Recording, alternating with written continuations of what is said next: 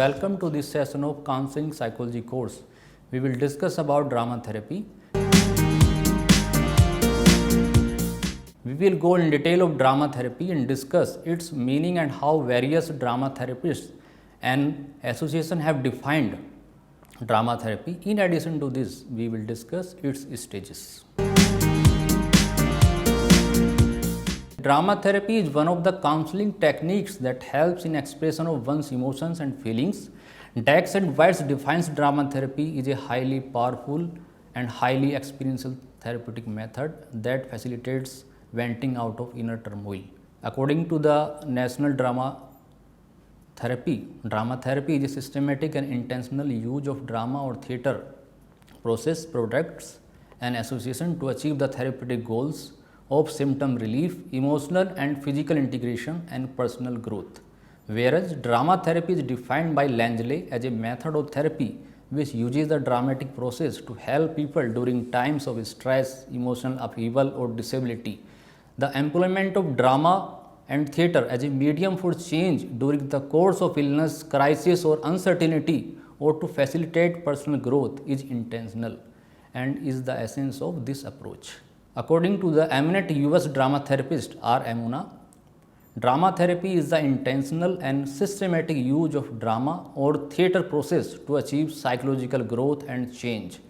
The tools are derived from theatre and the goals are rooted in psychotherapy. Although drama therapy can be practiced within the theoretical framework of almost any existing school of psychotherapy, it also has its unique heritage, conceptual sources, theatre, psychodrama, dramatic play, dramatic ritual and role play. So, drama therapy is an active approach that helps in catharsis, understand experiences, bringing and changing in behavior, perspectives and result in personal growth. Drama therapy utilizes both psychology and theatre and allows individuals to recognize and express their hidden experiences that otherwise remain dormant. It helps in connecting with one's emotions, accessing them and accepting them. Drama therapy is an involvement in drama with a healing intention. It uses the potential of drama to reflect and transform life experiences to enable clients to express and work through problems they are encountering or to maintain a client's well-being and health. Aim or purpose of drama therapy is described as the purpose of drama therapy can be curative or remedial for clients who are already undergoing treatment or therapy. Clients make use of the content of drama activities, the process of creating enactments and the relationships formed between those taking part in the work within a therapeutic framework. A connection is created between the client's inner world problematic situations or life experience and the activity in the drama therapy session. The client seeks to achieve a new relationship towards the problem or life experiences they bring to therapy. The aim in this new relationship is to find resolution, relief, a new understanding, change ways of functioning. Clinicians direct the actions between clients and provide a safe space in which exploration of feelings, behaviors and thoughts may actively take place. Clients are often encouraged to play out the parts of themselves that they typically inhibit or repress. Further, it can also enable self-exploration, leading to self-growth and self-enhancement in normal or healthy individuals. Forms of dramatic intervention involves various activities like storytelling, improvisation, puppetry, enactment and role play of significant events. Basic shape of drama therapy.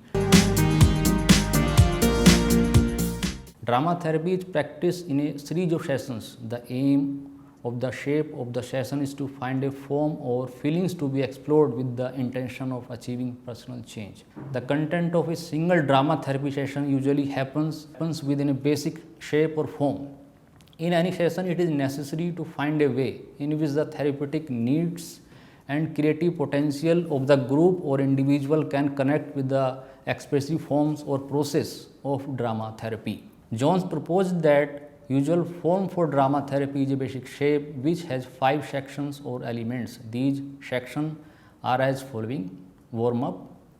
The warm-up is an activity that helps an individual or group prepare for drama therapeutic work. It usually takes the form of variety of exercises that concern the emotions of the group and the group's use of dramatic process or language. The warm-up often helps to mark the start of the creation of a special drama therapy space. One suggested that an inadequate warm-up leads to an inadequate drama. Next is focusing.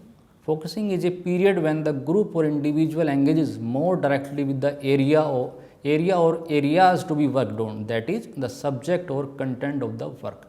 Whereas the warm-up section may be general, the focusing section usually involves a move towards more specific areas. Focusing can be said to be the way in which clients arrive at a state where they are ready to explore an issue in some depth with involvement. This section often includes negotiation as to work which can be included within the session. It may also include specific warm-up activities or preparations linked to the development of a main activity. This is when the therapist will help the group explore issues through various drama therapy techniques like role play, act out, storytelling, etc. The ways in which the intensity shown varies between groups. For a group of people with severe learning difficulties, it might be marked by an increased concentration in their work with an object, from a lack of interest to a 3-minute period of focus. For another group, it might be a period of sustained improvisation. The main activity might take the form of one or more individuals dealing with an issue, or a group as a whole working together with a specific theme or focus, or all members of a group working on their own material with each other in small groups, pairs, or in the large group. Next, closure and derolling. The closure and derolling phase marks the ending of the main active work involving dramatic forms. It is usually for there to be clear point at which individuals leave or disengage from the dramatic space or activities, and the ending of any audience or performer divisions. This closure period includes derolling exercises if character, role, or improvisations are used. If materials such as play objects are used, this phase includes an opportunity for individuals to shift their engagement with the materials to leave the direct dramatic involvements. If group activities have taken place, then closure is a time for group dramatic relationship to be ended. Next is completion. Completion is a crucial aspect of drama therapy. It is an activity separate from the immediate disengagement from the main involvement in drama, which constitutes the closure stage. It is also separate from derolling. Completion has two main components. The first is a space for further integration of the material dealt with during the main activity. Second is the preparation for leaving the drama therapy space.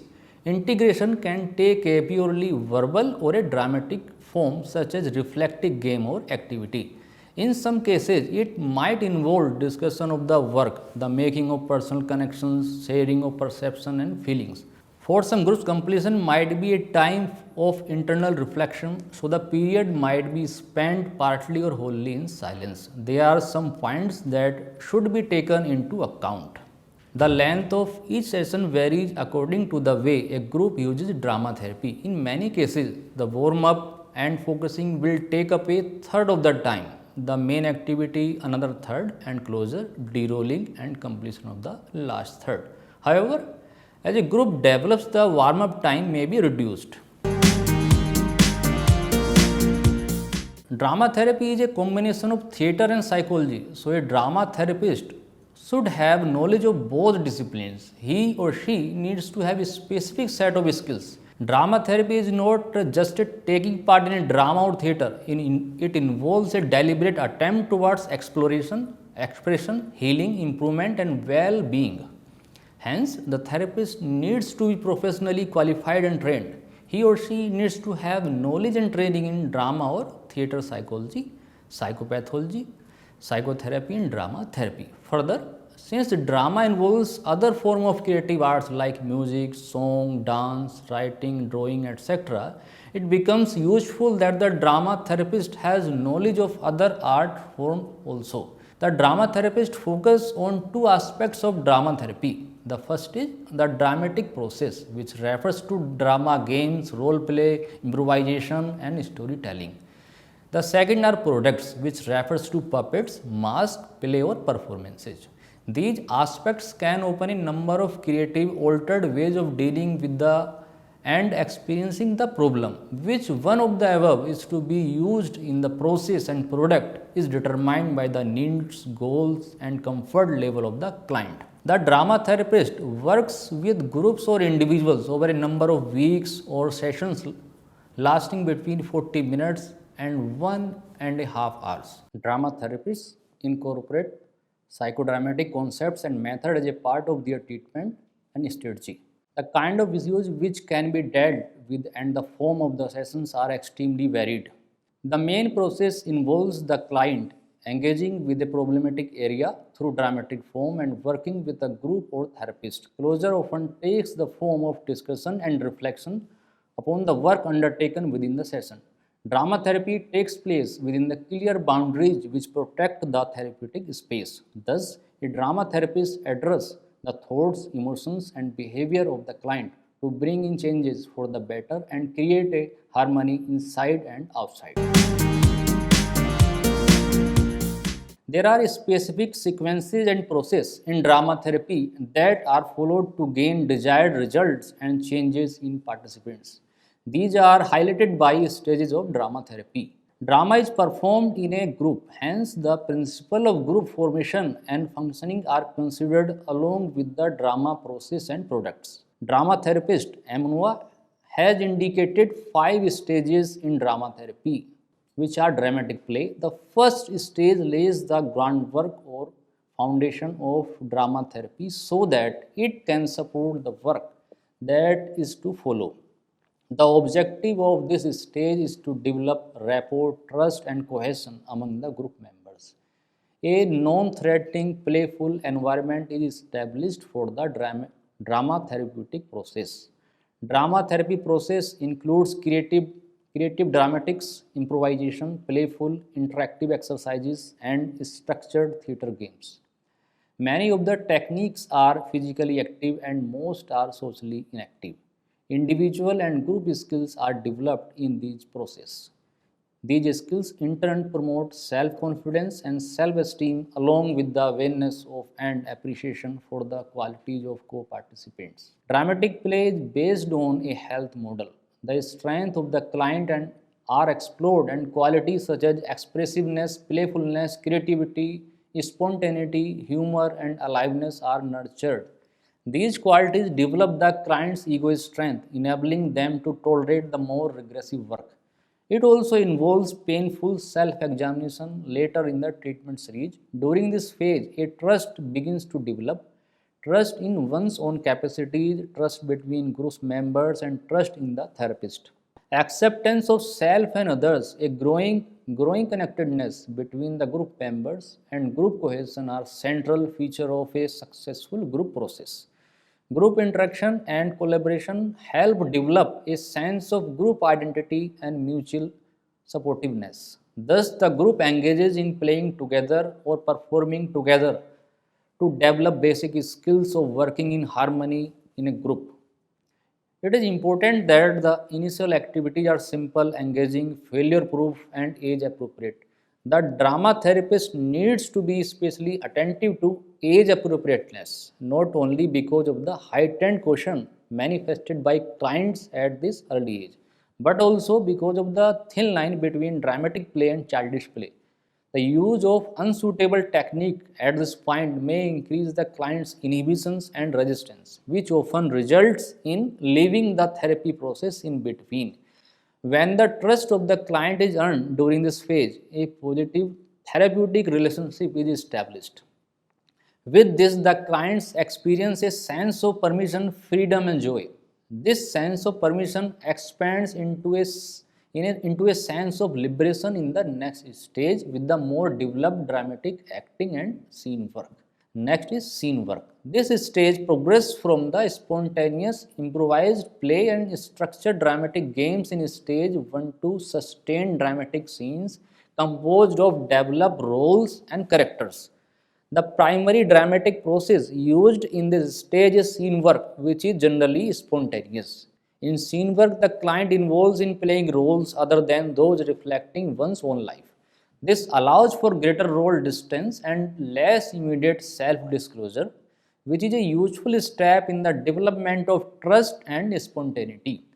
Diverse scenes and roles gives the client an opportunity to experience and exhibit his or her novel side.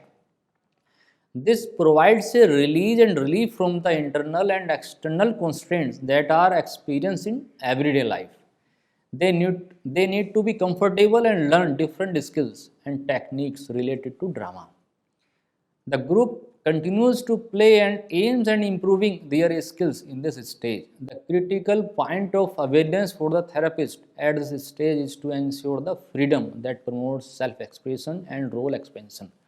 The end of stage 2 is marked by the responses of the actors as well as that of the audience. The clients watching the scenes begin expressing association they had to the scene along with the feeling and the memories evoked by scene work. Scenes also help people recall positive moments in their lives. Because of the personal disclosures and potentially intense emotional reactions arising at this point, it is important that this stage occurs only after some degree of trust in the group and therapist has already been established. In the later stages of drama therapy, the drama medium is used to explore personal material more directly. Role play. Here, as the name indicates, the group role plays or act out issues or problems. The use of role plays allows for opportunities to test out new behaviors and to explore hidden aspects of the client. This stage is highlighted by the shifting of the dramatization from the imaginary to the actual. The clients are ready to make use of the dramatic medium to explore situations in their own lives. The initial task of therapy then is to help the client access that role, identify it, that is by Landy. The stage becomes a laboratory setting in which real life can be explored and experimented with the safety. Within the world of make believe, one can confront difficult situations, try out new options, and prepare for real life events, all without any consequences. The clients may replay confusing or disturbing interactions with friends, practice job interviews, express feelings to significant people in their lives, confront people with whom they are angry, etc.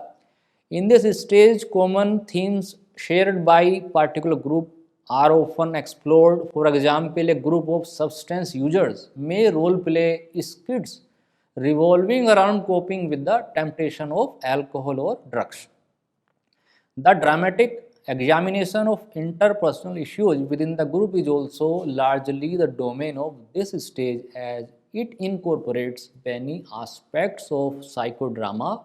Through dramatization and ensuing discussion, the clients gain a clearer view of the roles they play in life and the patterns that emerge in their interactions. Moments from real life are magnified and revealed under the illuminating lights of the theatrical stage. The clients simultaneously act and watch themselves in action, a task which is difficult to accomplish on a regular basis in real life. It is important for the drama therapist to clarify, when necessary, the distinction between scenes that serve as actual practice for real life and ones that promote healthy catharsis within the session but are not intended as preparation or prescription for real life. This clarification is usually called for when clients confuse the latter category with the former. For example, a rageful confrontation with an abusive parent may be helpful for a particular client to experience within the fictional mode, but may be either non constructive or damaging in real life. If the therapist suspects that the enactment is potentially prompting the client or members of the group watching the scene to actualize the situation, or if the client is reluctant to perform an enactment because she views it as encouragement to do something that she would not want to do in real life, then clarification is essential. Clients play not only themselves but other people in their lives. For example, adolescents may be interviewed as their parents, followed by enactments of relevant parent teen conflicts. In playing the role of others, the client gains perspective and the responses and motivations of others are better understood. Taking on the role of another person in one's life, relating to oneself, enables one to encompass and assimilate the multitude of roles and facets of self that are manifested in relation to other. The work in this stage is often on a behavioral level. The therapist at this point needs to pay careful attention to the direction of the scenes, ensuring that the client is taken further toward understanding or discovery of options rather than simply repeating real life performances. Verbal processing is generally very integrated with dramatic work at this point. Dramatization and discussion help clients not only vent their feelings and practice new behaviors but also understand and change underlying dynamics. Most importantly, at this stage, clients experience themselves not only as actors but as directors, playwrights, audiences, and critics of their own life dramas. It is toward the end of this stage that the clients often begin to clarify experience a sense of hope for change in their lives. The hope comes as a result of experiencing themselves responding to personal situations differently from the non constructive patterns of response they fall prey to in actuality. The implication is that if they could act the way in scenes that are almost real, perhaps they could act that way for real. It is at this point too that clients frequently report that they responded to a difficult real life situation in a new or uncharacteristic way. The clients make use of the capacities they had manifested in drama to cope more effectively and healthfully with the trials of real life. Next, culminating enactments. In this stage, the personal issues are acted out and explored directly. It is marked by the shift from concrete present day issues to more core issues in one's life.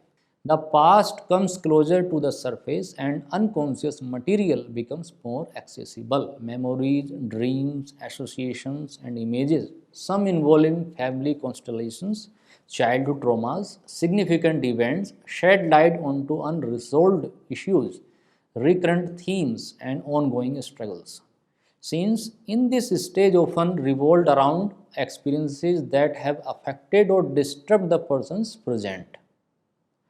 Some scenes entail revelation about oneself that were until now kept hidden from the group, the therapist, or even from oneself. This is the very important point. The primary conceptual source of this stage, psychodrama, and the primary dramatic process are psychodramatic. There is an increased focus on the individual within the group as the inner lives of central character are dramatically explored and their stories relived. By the middle of this stage, the clients are enacting culminating scenes. The culminating scenes are elaborations, deeper explorations of themes that have emerged or patterns that have been exposed during the preceding phases. The scenes are enacted with a particular sense of authenticity and possess intense power on a theatrical as well as a therapeutic level. In performance oriented drama therapy groups, the final performances, particularly of autobiographical plays, are usually composed of culminating scenes. The gradual paced process also enables the therapist to both gauge and develop the client's tolerance for emotionality and self exposure before embarking on the intense culminating scenes. The culminating scenes are a climatic point in the group process. Revelation, disclosures, and sharing are heightened and insight is deepened. As buried emotions emerge and are given an outlet for expression, a powerful experience of catharsis occurs. The therapeutic intensity is matched by the theatrical power of the scenes. Both are matched by the level of group support and cohesion. Inner resources, creative reserves, and untapped strength are drawn upon in developing these scenes. The enactments therefore result in a unique sense of both artistic achievement and mastery over very painful content. Next is dramatic ritual. This stage indicates the closure of the group through exhibiting in a public performance or as a within the group ritual. The work of this stage assists clients in carrying the changes made within the context of drama therapy into the outside world. The connection between one's achievements in the group and changes within oneself is strengthened. At the same time, the multiple and complex feelings regarding terminations are explored. Rituals and other dramatic processes are incorporated to help clients review the series, evaluate progress, give each other feedback, experience the rewards of accomplishment, and express both the sadness and joy of completion. The process also serves to reflect and intensify the sense of unity and kinship within the group. The unique entry formed by the group and the particular interrelationships within the group are acknowledged and honored. Dramatic rituals can often communicate that which cannot be expressed through language alone. The intense feelings evoked by the therapy process and its conclusion, along with the deep level of intimacy that has been experienced within the group, can sometimes be best conveyed via dramatic ritual.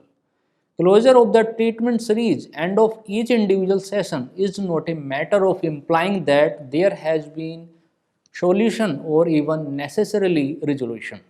Rather, closure provides an arena for reviewing what has transpired, recognizing the steps that have been taken, and making the transition from the drama therapy session to one's outside reality.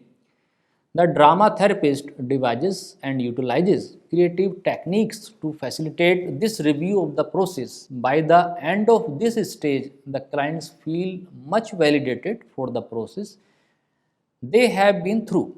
In this way, there is a sense not only of loss for what is over, but of appreciation for what has been gained.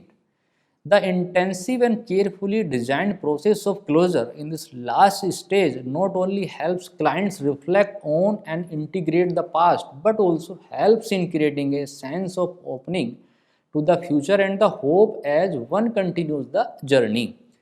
So, thus we can say the first stage focus on relationship building, second stage focus on learning about drama skills and techniques, third stage involve exploring issues directly through role play, and the fourth stage includes acting out the personal issues directly, and the last, finally, the fifth stage marks the closure of the group through a public or private performance of the group work. So, this is the end of this session. Thank you very much.